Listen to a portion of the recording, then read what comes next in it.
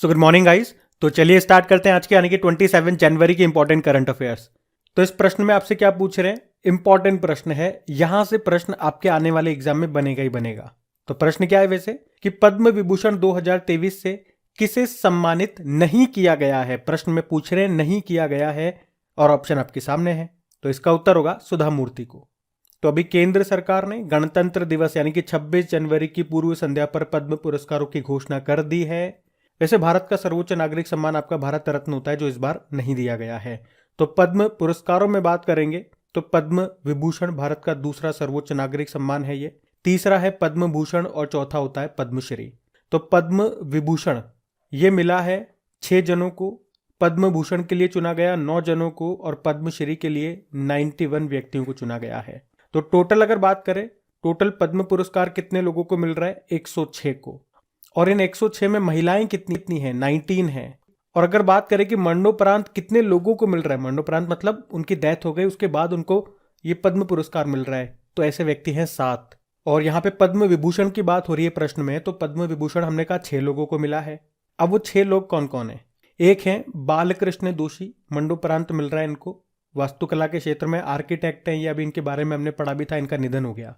एक है जाकिर हुसैन, तबला वादक है ये, कला के क्षेत्र में मिल रहा है। एक है एस.एम. कृष्णा, पब्लिक अफेयर्स लोक मामलों के क्षेत्र में इनको मिल रहा है, कर्नाटक के पूर्व मुख्यमंत्री ये रह चुके हैं। एक है दिलीप महालनोबिस, मरणोपरांत मिल रहा है इनको भी, चिकित्सा के क्षेत्र में ORS का जनक इनको कहा जाता है। ORS की फुल फॉर्म क्या होती है, ओरल रिहाइड्रेशन सॉल्यूशन। एक है श्रीनिवासन वर्धन, ये भारतीय अमेरिकी गणितज्ञ हैं। और एक है मुलायम सिंह यादव, मरणोपरांत मिल रहा है इनको, समाजवादी पार्टी के संस्थापक और उत्तर प्रदेश के पूर्व मुख्यमंत्री रह चुके हैं, निधन हो गया अभी इनका। तो ये व्यक्ति हैं जिन्हें मिल रहा है पद्म विभूषण। यहाँ पे जो सुधा मूर्ति ऑप्शन में लिख रहा है, इनको तो पद्म भूषण मिला है। लेखिका है ये, इन्फोसिस फाउंडेशन की अध्यक्ष भी है ये। इसके अलावा बाकी अगर आप लोग जानना चाहते हो कि पद्म भूषण कितने लोगों को और कौन कौन को मिला है, पद्मश्री कौन कौन को मिला है, तो इसके लिए एक डेडिकेटेड वीडियो मैंने बना करके अपलोड कर दिया है। और वीडियो भी मात्र 10 मिनट का है। उस 10 मिनट के वीडियो में आपको सारी जानकारी मिल जाएगी इन पद्म पुरस्कारों से संबंधित, जहां से आपके एग्जाम में प्रश्न आने के चांसेस हैं। तो उस 10 मिनट के वीडियो को आप जरूर से देखिएगा, उसका लिंक आपको नीचे डिस्क्रिप्शन बॉक्स में भी मिल जाएगा और अपनी क्रैक एग्जाम एप्लीकेशन में भी मिल जाएगा। अभी हम बढ़ते आगे।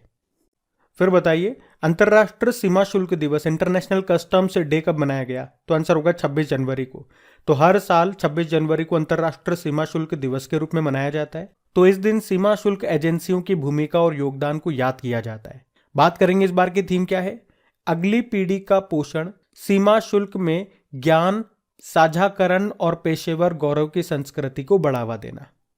आप जानते हो वर्ल्ड कस्टम्स ऑर्गेनाइजेशन का हेडक्वार्टर कहां पर है, वहीं पर है जहां पे नाटो का हेडक्वार्टर है, वहीं पर है जहां पे यूरोपियन यूनियन का हेडक्वार्टर है, यानी कि ब्रुसेल बेल्जियम में है।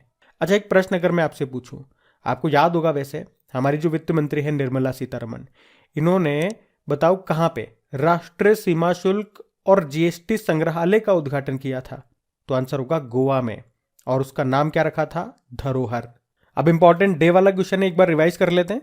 देखो, 1 जनवरी को वैश्विक परिवार दिवस मनाया गया, DRDO दिवस भी मनाया। 4 जनवरी को वर्ल्ड ब्रेल डे होता है।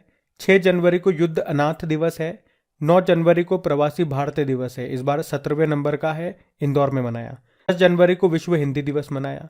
11 जनवरी को राष्ट्रीय मानव तस्करी जागरूकता दिवस मनाया। 12 जनवरी को राष्ट्रीय युवा दिवस मनाया। 14 जनवरी को सशस्त्र बल भूतपूर्व सैनिक दिवस। 15 जनवरी भारतीय सेना दिवस। 16 जनवरी नेशनल स्टार्टअप डे। 23 जनवरी पराक्रम दिवस, और अभी 24 जनवरी को आपने अंतर्राष्ट्रीय शिक्षा दिवस और राष्ट्रीय बालिका दिवस मनाया था। और अभी नेशनल वोटर डे आपने 25 जनवरी को मनाया, और पर्यटन दिवस भी आपने मनाया था 25 जनवरी को ही। तो ये सारे डेज आप याद रखना। वैसे इनका क्विज भी बना करके अपलोड कर दिया गया आपकी क्रैक एग्जाम एप्लीकेशन पे, तो वहां जाकर के आप इनकी प्रैक्टिस कर सकते हो। अभी हम बढ़ते आगे। तो 26 जनवरी के डेली करंट अफेयर्स क्विज के रिजल्ट हमारे पास आ चुके हैं।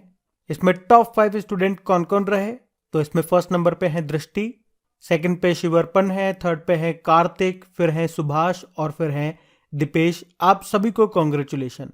बाकी अगर वीडियो फर्स्ट टाइम देख रहे हैं तो आपको बता दूं, ये जो क्वेश्चन हम लोग कर रहे हैं इनका क्विज बना करके अपलोड किया जाता है आपकी क्रैक एग्जाम एप्लीकेशन, ताकि आप इनका रिवीजन कर सको, इनकी प्रैक्टिस कर सको। साथ में 5-6 क्वेश्चन पुराने महीने के भी ऐड होते हैं, ताकि पिछला वाला भी आपका रिवाइज होता हुआ चले, उनको आप भूलो नहीं।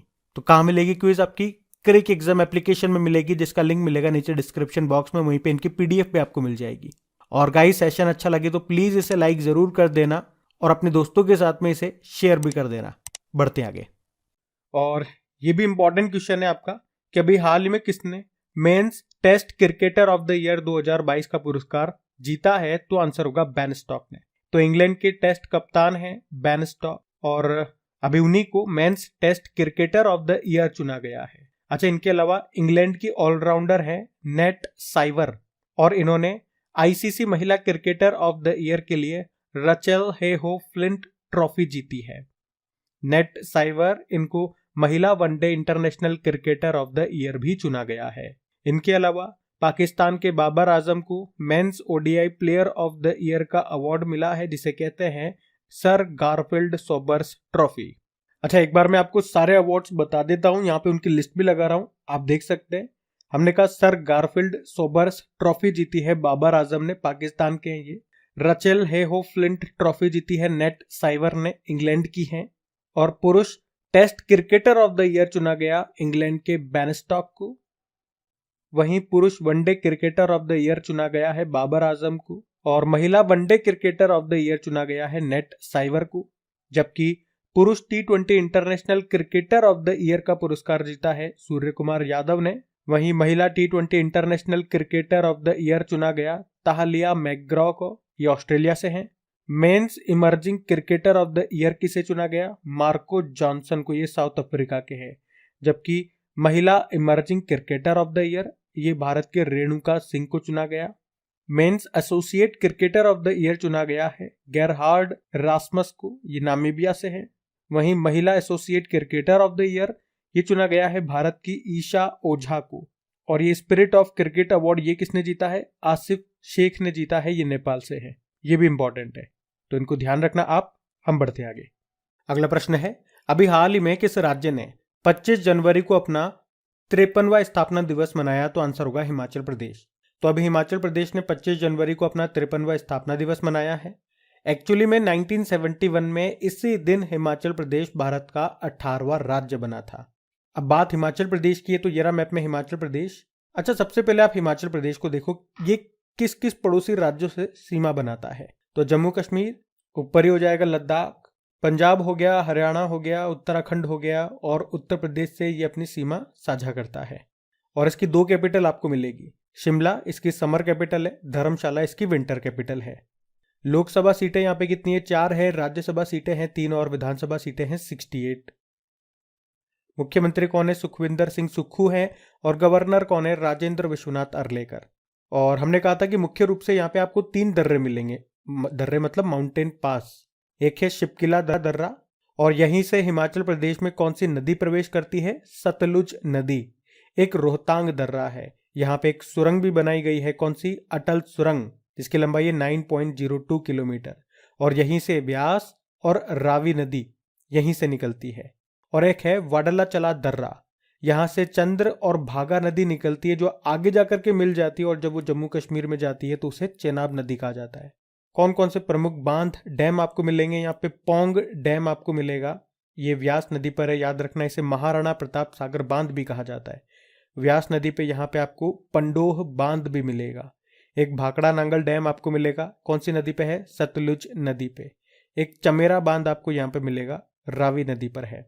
और नाथपा झाकरी परियोजना भी आपको हिमाचल प्रदेश में मिलेगी, सतलुज नदी पर।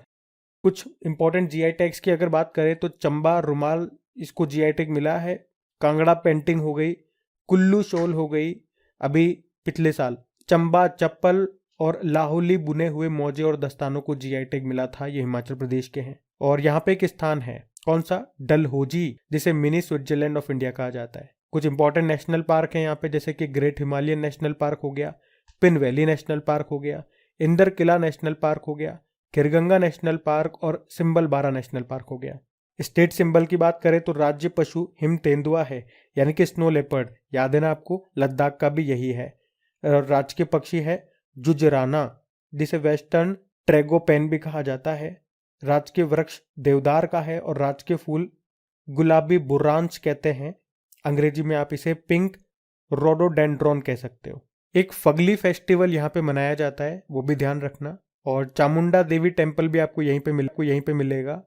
कुछ लोक नृत्य हैं, एक तो नाट्य आप याद रखना, बड़ा फेमस है, एग्जाम में पूछा जा चुका है, नाट्य नृत्य, इसका संबंध हिमाचल प्रदेश से है। एक डांगी हो गया और एक छपेली नृत्य भी आप ध्यान रखो। तो ये तो हिमाचल प्रदेश के स्टैटिक पॉइंट्स हम लोगों ने कवर कर लिए। अब कुछ करंट अफेयर्स का भी रिवीजन कर लेते हैं जो हमने हिमाचल प्रदेश से पढ़े हैं। जैसे कि अभी आपको याद रखना है हिमाचल प्रदेश ने किस वर्ष तक पहला ग्रीन प्रदेश बनने का लक्ष्य रखा, तो आंसर होगा 2025। आपको याद है स्वतंत्र भारत के पहले मतदाता श्याम शरण नेगी का निधन हो गया, वह हिमाचल प्रदेश से थे। अभी हिमाचल प्रदेश सरकार ने किसानों की मदद के लिए हिम कैड योजना शुरू की है। ई कैबिनेट प्रणाली लागू करने वाला पहला राज्य हिमाचल प्रदेश है। हिमाचल प्रदेश देश का पहला एलपीजी सक्षम और धूम्रपान मुक्त राज्य भी बना है। ड्रोन नीति को मंजूरी देने वाला पहला राज्य भी हिमाचल प्रदेश है। और दुनिया का सबसे ऊंचा मतदान केंद्र आपको यहीं पे मिलेगा हिमाचल प्रदेश में। कौन सा स्थान है वो? ताशगिंग। अभी single use plastic by back योजना इसने शुरू की थी। नारी को नमन योजना शुरू की थी। और दालचीनी की संगठित खेती शुरू करने वाला पहला राज्य हिमाचल प्रदेश ही है। दुनिया का सबसे ऊंचा इलेक्ट्रिक व्हीकल चार्जिंग स्टेशन भी आपको यहीं पे मिलेगा हिमाचल प्रदेश में, जो काजा स्थान है वो। देश में पहली बार मोंक फ्रूट की खेती कहाँ शुरू होती है? हिमाचल प्रदेश के कुल्लू में। और देश का पहला स्की पार्क बनेगा हिमाचल प्रदेश के शिमला में। अच्छा, लास्ट टाइम जब मैंने आपको हिमाचल प्रदेश रिवाइज करवाया था, तब कुछ स्टूडेंट्स ने मुझसे पूछा था कि इतना सारा हम कैसे याद करेंगे, कैसे लिखेंगे। तो मैंने उनको पर्सनली कमेंट लिख करके बताया था कि देखो, अगर हो सकता है तो आप लिख लो, वरना जब भी हिमाचल प्रदेश आएगा मैं इसी तरह से आपको बार बार रिवाइज कराऊंगा। बस शर्त इतनी सी है कि आपको कॉन्टिन्यूटी बना करके रखनी पड़ेगी। और दूसरी बात, जब मैं चीजें रिपीट कर रहा हूं तो जो पॉइंट आपको याद होते चले उनको आप बोला भी करो अपने आप से, तो ये चीजें आपको याद होती चलेंगी। और अगर वीडियो पे फर्स्ट टाइम है तो प्लीज वीडियो को लाइक करके शेयर जरूर कीजिएगा अपने दोस्तों के साथ, और इसे सब्सक्राइब करके पास में बेल आइकन को जरूर से प्रेस कर लीजिए, ताकि इस तरह के वीडियो जब भी अपलोड हो उनका नोटिफिकेशन आपको मिल सके। अभी हम बढ़ते हैं आगे। चलिए फिर बताइए, हाल ही में किस राज्य में उत्तर भारत की सबसे बड़ी 33वीं सौर परियोजना का उद्घाटन किया गया? तो आंसर होगा चंडीगढ़ में। तो अभी चंडीगढ़ के जो प्रशासक हैं, क्योंकि चंडीगढ़ एक यूनियन टेरिटरी है, यानी कि इसके जो एडमिनिस्ट्रेटर हैं और वो पंजाब के राज्यपाल भी हैं, कौन? बनवारी लाल पुरोहित। अभी उन्होंने उत्तर भारत की सबसे बड़ी 33वीं सौर परियोजना का उद्घाटन किया। कहाँ पे? चंडीगढ़ में। और इसकी कैपेसिटी कितनी है? 2000 KWP। KWP यहाँ पे इसकी फुल फॉर्म होती है किलोवाट पीक। अच्छा, वैसे आप जानते हो कि भारत की सबसे बड़ी 33वीं सौर परियोजना ये कहाँ पे स्थापित होगी? तो आंसर होगा मध्य प्रदेश के खंडवा जिले में ओमकारेश्वर बांध पर, जिसकी कैपेसिटी है 600 मेगावाट। अगर मैं आपसे पूछूं कि भारत का पहला सौर ऊर्जा संचालित गांव कौन सा बना? गुजरात का मोढेरा गांव। अगर आपसे पूछा जाए कि भारत के पहले पोर्टेबल सोलर रूफटॉप सिस्टम का उद्घाटन कहां पे किया गया था? गुजरात के गांधीनगर में। अगर आपसे पूछे कि पूरी तरह से हाइड्रो और सोलर एनर्जी से चलने वाला भारत का पहला हवाई अड्डा कौन सा बना? तो दिल्ली इंटरनेशनल एयरपोर्ट। लेकिन पूछे अगर आपसे कि अदानी ग्रीन ने दुनिया का सबसे बड़ा पवन सौर ऊर्जा संयंत्र कहां पे शुरू किया? राजस्थान के जैसलमेर में। अच्छा, चंडीगढ़ एयरपोर्ट का नाम बदल के किन के नाम पे कर दिया गया? भगत सिंह जी के नाम पे। और भारतीय वायुसेना का हेरिटेज सेंटर कहां पे बनेगा? तो आंसर होगा चंडीगढ़ में। तो ये सारे इंपॉर्टेंट पॉइंट्स हैं, इनको भी ध्यान रखना। बढ़ते हैं आगे। चलिए फिर बताइए, अभी वर्ष 2020 में जैविक खेती के विस्तार में भारत किस स्थान पर रहा? तो आंसर होगा तीसरे स्थान पे। तो भारत वर्ष 2020 में जैविक खेती यानी कि ऑर्गेनिक फार्मिंग के विस्तार के मामले में तीसरे स्थान पे आ गया है। और सबसे ऊपर कौन है, यानी कि सबसे ज्यादा ऑर्गेनिक फार्मिंग कहां पे होती है? अर्जेंटीना में। दूसरे नंबर पे उरुग्वे और तीसरे नंबर पे भारत।